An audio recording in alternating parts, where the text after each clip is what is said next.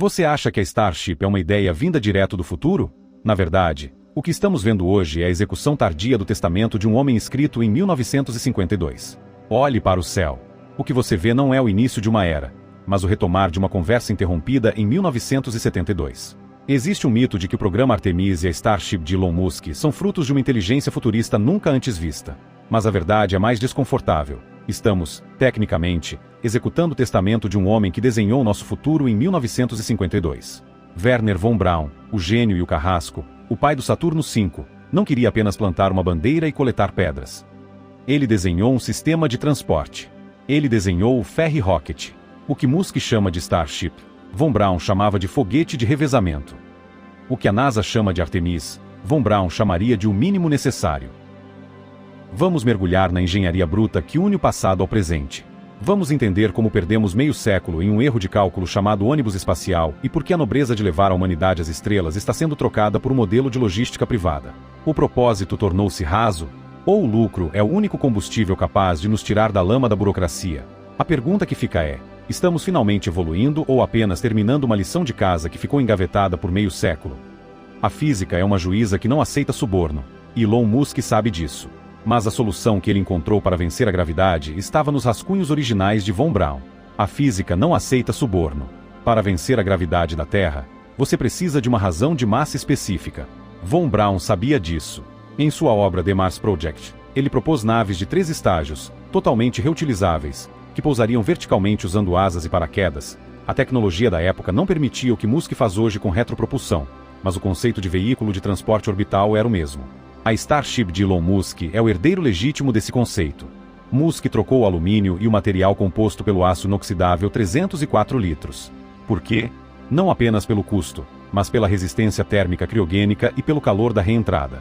Curiosamente, os primeiros foguetes Atlas de von Braun também usavam aço. A inovação aqui não é o design, é a capacidade de processamento. Os computadores de hoje permitem que os motores Raptor realizem o gimbal, inclinação, necessário para o pouso que os engenheiros da década de 50 apenas sonhavam. Já o Artemis, com seu foguete SLS, é o que chamamos de arqueologia industrial. O SLS usa os motores RS-25, os mesmos que impulsionaram o ônibus espacial. São motores magníficos, mas foram projetados para serem lavados, revisados e reutilizados. No Artemis, a NASA os joga no oceano após cada voo. É como usar um motor de Ferrari em um carro de papelão e descartá-lo após uma única viagem. Onde está o avanço? Onde está a fibra de carbono? Ela está na cápsula Orion, mas o conceito de lançamento continua sendo o tiro de canhão descartável de 1960. Enquanto a Starship olha para o futuro usando o aço do passado, a NASA joga tecnologia de ponta no lixo. A inovação, às vezes, é saber o que reaproveitar e o que descartar. Por que demoramos 50 anos para tentar voltar à Lua? A resposta curta e amarga está em um erro de design bilionário chamado Space Shuttle. Para entender por que o Artemis parece velho, precisamos falar sobre o grande trauma da NASA, o Space Shuttle. Após o triunfo da Apollo, von Braun queria Marte. Mas o governo americano queria economia. O ônibus espacial foi vendido como caminhão espacial que voaria toda semana por um preço de banana. Foi um erro de design catastrófico. Ao colocar a tripulação ao lado do tanque de combustível, e não no topo, eles criaram uma armadilha mortal. Ao tentar fazer um veículo que fosse avião e foguete ao mesmo tempo, criaram um camelo. O custo de manutenção era tão alto que cada voo custava $500 bilhão. A exploração espacial mudou de dono. Saem os governos e entram os acionistas. Mas o que a humanidade perde quando o espaço vira um negócio? Aqui chegamos ao ponto central do nosso roteiro, a separação entre a técnica e a alma. Wernher von Braun era um homem de visões grandiosas, e muitas vezes perigosas. Para ele, o espaço era a nova fronteira. Era uma questão de sobrevivência civilizatória. O Estado financiava a exploração porque o retorno era a soberania e a evolução do conhecimento humano. Agora, olhe para Blue Origin de Jeff Bezos e SpaceX de Elon Musk. Eles são projetos comerciais. Isso é brilhante em termos de eficiência. Musk reduziu o custo de colocar um quilo em órbita de $20 mil para menos de 2 mil. Mas qual o propósito? O propósito de Musk é pragmático. Eu construo o caminhão. Ele quer que o espaço seja um mercado. A visão de von Braun era a humanidade expandindo seu berço. A visão de Musk é a humanidade expandindo seu portfólio de logística.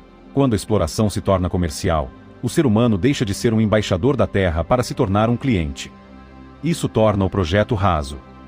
Se a motivação é o lucro, o que acontece com a ciência pura? O que acontece com a ética de colonizar outro mundo? O nível estratégico dos governos ainda se mantém porque o espaço é o terreno da autoaniquilação. Quem domina o topo do poço gravitacional domina o mundo lá embaixo. Mas ao entregar as chaves do céu para bilionários, estamos trocando grande passo para a humanidade por um grande contrato para os acionistas. Quando o espaço se torna logística, deixamos de ser exploradores para virar passageiros. O céu agora tem um dono e um modelo de negócio. Existe uma ironia final no retorno à Lua. A NASA construiu o maior foguete da história, mas não consegue pousar sem a ajuda de seu maior rival. O Artemis depende da Starship. É a ironia final. A NASA constrói o foguete de subida, SLS, mas não tem tecnologia de pouso moderna. Ela teve que contratar a SpaceX para criar uma versão da Starship que servirá de módulo lunar. Vejam a complexidade. A NASA usa o design Frankenstein para manter a política viva, enquanto Musk usa o design Von Braun evoluído para tornar a NASA dependente dele. A eletrônica moderna, os materiais compostos e a fibra de carbono da cápsula Orion são apenas a maquiagem em um corpo que tem a mesma estrutura de 1960. O que Elon Musk está fazendo é admirável do ponto de vista da engenharia de produção. Ele está desenfornando foguetes como se fossem carros. Mas o espírito da exploração está em crise. Von Braun escreveu que o espaço era o destino da alma humana. Hoje, o espaço é o destino do capital de risco, é o design político da NASA contra a eficiência de Musk. No fim das contas, quem manda no espaço é quem consegue pousar nele. Elon Musk herdou a obsessão técnica de Von Braun, mas será que ele herdou o sonho ou apenas a vontade de vender passagens? Concluímos, então, que não estamos vivendo o futuro. Estamos vivendo a reparação de um erro de 50 anos. A Starship é o foguete que deveríamos ter tido em 1980. O Artemis é o programa que deveríamos ter feito em 1975. Elon Musk é o herdeiro técnico de Von Braun, mas ele não herdou a sua filosofia de Estado. Ele herdou a sua obsessão pela eficiência. O propósito de ir a Marte tornou-se raso porque paramos de perguntar quem vamos nos tornar lá, para perguntar quanto custa a passagem. A tecnologia finalmente alcançou o sonho do alemão. Mas o sonho, agora, tem um dono. E talvez esse seja o preço de termos perdido tanto tempo. Para voltarmos ao caminho das estrelas, tivemos que vender a alma da exploração para a iniciativa privada. Recuperamos o tempo perdido, mas talvez tenhamos vendido a alma da nossa curiosidade para pagar a conta da viagem. No fim de tudo, o que importa mais? Quem paga a conta ou o fato de estarmos finalmente saindo deste planeta? E você? Acha que o propósito comercial é o único jeito de realmente chegarmos a Marte? Ou estamos perdendo algo sagrado ao deixar as agências espaciais em segundo plano? O Artemis é apenas um Saturno V com roupa nova ou um passo necessário? Se você chegou até aqui, você gosta de pensar além do óbvio. Inscreva-se, deixe seu like e comente. Von Braun ficaria orgulhoso ou assustado com Elon Musk? Se você quer entender a tecnologia com a profundidade que ela merece, inscreva-se. Vamos continuar questionando o que o futuro nos reserva.